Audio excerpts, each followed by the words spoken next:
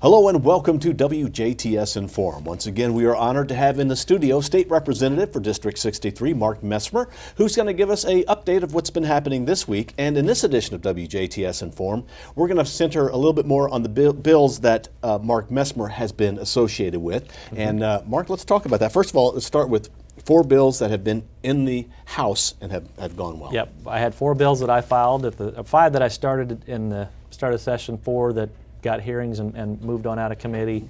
The first was House Bill 1332, and it sets up the Office of Small Business and Entrepreneurship under the Office of the Lieutenant Governor. Currently we have some of the functions that are under the Office of OCRA, some are under the Indiana Economic Development Corporation, some of them are under the Commission for Higher Ed. All of the functions that deal with entrepreneurship and small business development will all be pulled under one umbrella.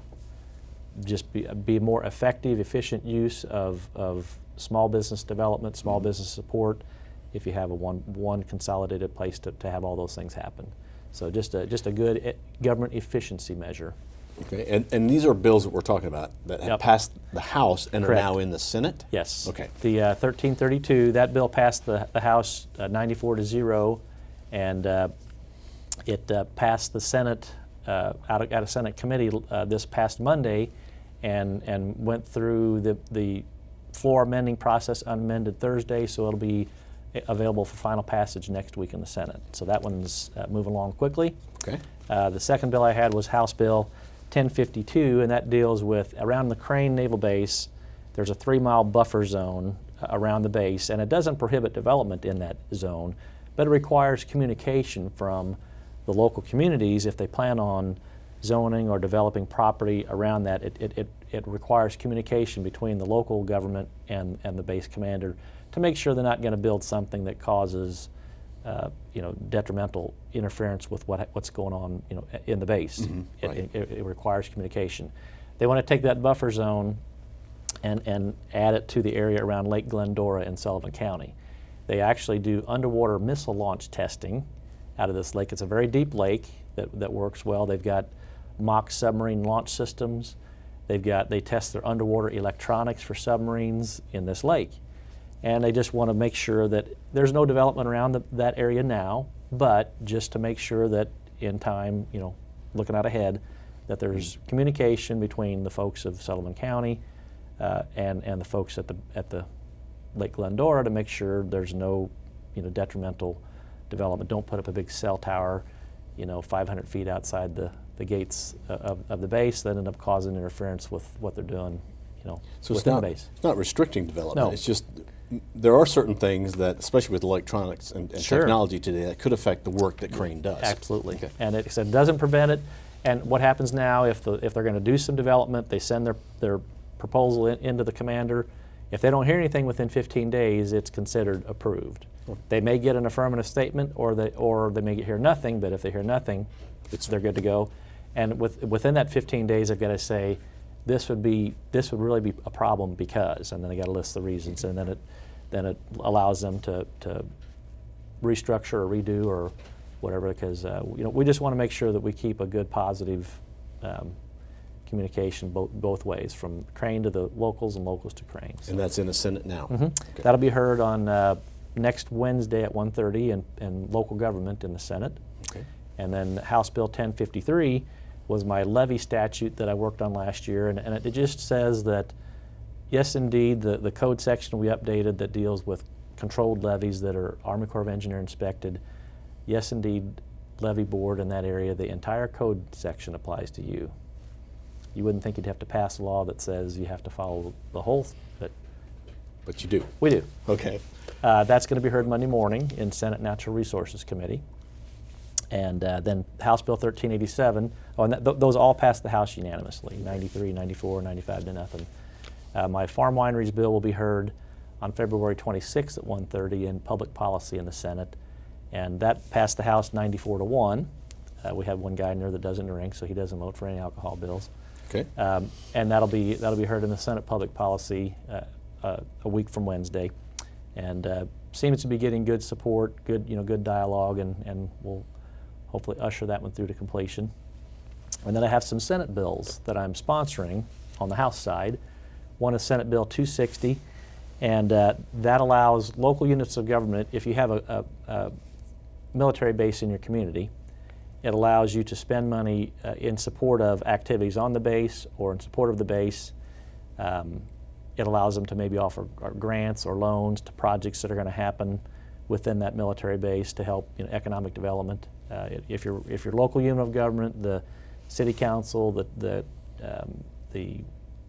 county council, and the redevelopment commission in that area has a project they feel is worth supporting in support of the military base. Currently, if it's money spent, if it's a project on federal property, you just can't do it. And this allows them to do projects in support of or services that are provided to a military base. It all comes down to the 2016, roughly 2017, the next BRAC that will probably come from the federal government, the Base Realignment Commission. Just another tool to let local communities who have a lot to lose if their base gets pulled. It allows them to be engaged in the process of helping support, develop, and protect that base. Because last time when they did that base realignment, Crane was kind of one of those that was discussed, so that means it'll probably be again. It was on the closure list until the last day of the process last time, and that's when the governor got involved, the lieutenant governor got involved, the legislature got involved. There was a lot of activity that happened right at the tail end to pull it off the closure list, and I think they've done enough work within Crane. We've done enough work outside of Crane to help prevent that next time, but we want to be proactive, not reactive. That's great. So this is a bill then that has passed the Senate. It now will be in the House. Yep, okay. and it's in the House, and that would be heard next Wednesday. It's in the Local Government Reform Committee in the House. And then I've got one other one, Senate Bill 332. That gives the state treasurer some different investment options. Basically, it'll go to the banking committee that I'm on, which is why I was asked to be the House sponsor of it. Sure. It would allow the state treasurer to invest in municipal bonds. Right now, the state can only invest in bonds that have a maturity of 20 years or more, and this would allow them to invest in municipal bonds, with a maturity. Some of them are 5 years or less. It just allows them to invest in within the state of Indiana, municipal bonds that have shorter maturities, get better rates of return. It allows the state treasurer to invest in any AAA rated, what they call supranational bank, like the World Bank. Okay. There's 7 banks in that scenario that are AAA rated, and currently he's limited to I have to read this one, the International Bank of Reconstruction and Redevelopment, or the African Development Bank. Those are the only 2 statutorily listed banks that are World Bank type banks that he can, but whether the World Bank or the other banks that are AAA rated, it allows them to invest in any of those that meet the solidness rating of a AAA rating or better. So it just gives them more opportunities to invest in things that'll help bring better maturities or better rates of return for the state of Indiana. And the third thing it does, whenever the state treasurer, there's a pool of money, part of the pool of money that they invest is money that local units of government park in the state treasurer's office for investment. It allows the state treasurer to apply the rules of all of his other investing limits, or whatever rules that he has to follow for state investments. When he's got local dollars he's investing, it allows him to apply the state investment rules to local money that's parked there. Currently, any money that's parked there from local units of government, he has to follow whatever limits they have for local investing, whether he invested or they invested. Well, then you're really not getting any different investment options. If he can only invest in the same places they can invest, it doesn't really open up any better rate of return for the local unit. It allows them to take a percentage of their money. Currently, some of it has to be invested locally, some can be invested with the state treasurer. It allows him, the investment options that he has for all the other state assets. So. Okay, and then that came out of the Senate and is in the House. Yeah, that came out of the Senate unanimously as well. So these are just examples. Almost every bill that I'm involved with that I passed or that passed the Senate, and it's really typical of almost everything we do. Those all passed unanimously, or in my case had one vote against. I think in Senate Bill 332 it had one vote against. Most of the bills, probably 75% of the bills we pass are almost always unanimous. So we do really work together, in a bipartisan fashion on a great majority. I think I counted only 3 bills that we passed in the House the first time broke down to basically a Part 9 vote out of 148 bills. It's pretty good. Pretty good. Yep. Everything else is bipartisan, heavily bipartisan, or unanimous. Now, in the House, you are on several committees, and there are bills that have passed out of, for instance, the Commerce Committee. Chairman of the Commerce Committee, we heard 3 bills and passed them out of committee. Probably the most interesting one was Senate Bill 394, and that's really a bill that deals with consumer protection.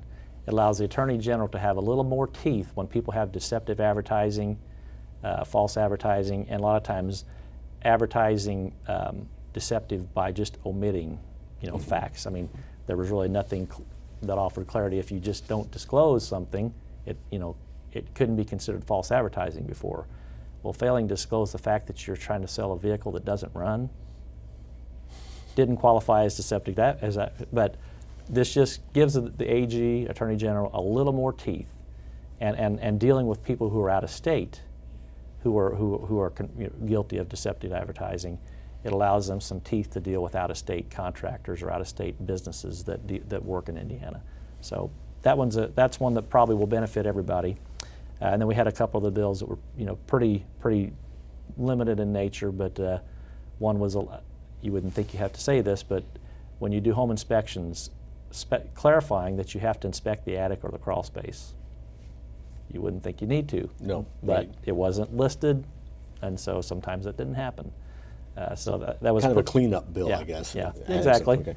And another one was just encouraging a study committee on some issues that had popped up on another issue. Anytime there's a study committee bill, we pretty well zing them through, because then all the study committee requests go to the legislative council at the end of session, and they'll have hundreds of study committee requests, and they pare down to the 10, 20, 30 that they think are really need a study committee. Did have some interesting bills in public policy that we dealt with. All right.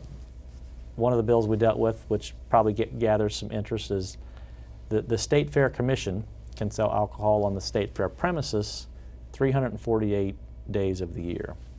But the actual weeks, the days of State Fair, it lists all the rules they have to follow, and there's one little paragraph that says you can't sell alcohol during the State Fair.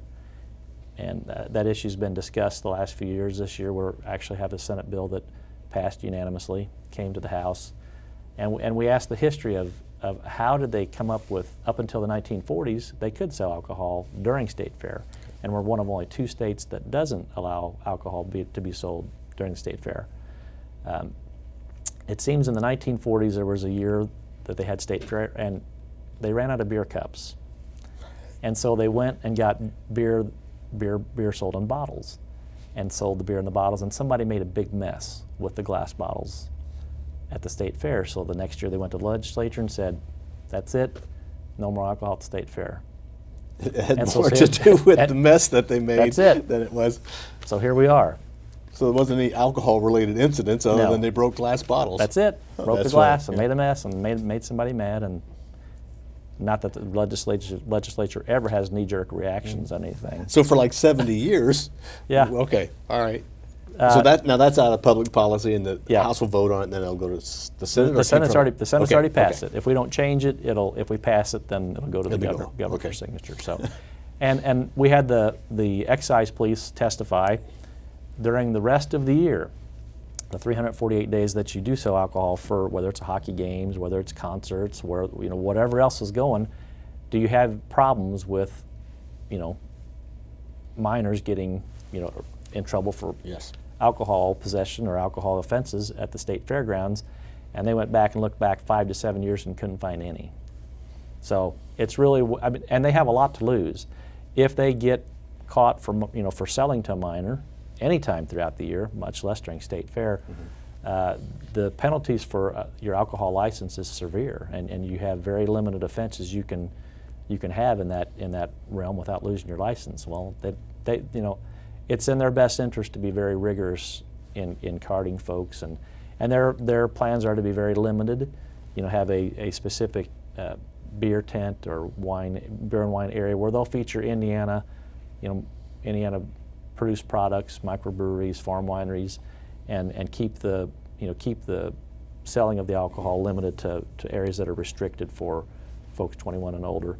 And obviously, if down the road we see that getting a little bit too carefree, we can always tighten up the rules for them if they don't police it pretty diligently themselves, but we don't expect any trouble. Just make sure they keep enough cups. That's right. On hand, so we don't have that problem. Okay, and you had two other bills that came out of public policy. Yep. One was allowing microbreweries to sell their product at farmers markets. Currently, farm wineries can sell their product at farmers markets, and microbreweries would like that same ability. Didn't really have much pushback from the Senate, so that was heard this week. That was Senate Bill 16. And Senate Bill 254, here again, it's been, if you have an unincorporated town, it was never really clear in code that they could actually have three-way, a tavern with a three-way license, beer, wine, alcohol, in unincorporated towns. They were required to have the same food sales limits as a restaurant and bar, in an incorporated town, and the food volumes were really impossible for a restaurant or tavern out in an unincorporated area to meet the same volume rates. So they're just clarifying some, allowing them to not have the food minimums that area bar or restaurant in a city would have. So just some cleanup language, stuff that was kind of dealt with maybe by done by the ATC, but needed some clarification to make sure that they had good legal statute for doing what they wanted to do. And that came to the request of the Alcohol Tobacco Commission. So very good. Yeah, great place for it to come from. Yep. All right, well, Mark, thank you very much for coming and being our guest. You're welcome. Our guest has been State Representative for District 63, Mark Messmer. Thank you for watching WJTS Inform. We are local people watching local people.